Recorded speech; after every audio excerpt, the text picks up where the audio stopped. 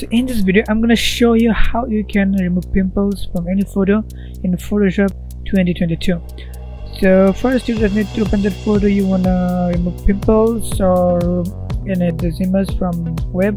Okay, now you have to just click here on the export healing brush tool, and you can see the brush tool is here. You can increase or decrease the brush tool by simply pressing the square bracket keys. Okay, now let me zoom in a little bit. Now click on pimples. Now you can see that it's just a little bit. So guys, I hope you got it. How can you remove pimples from any skin?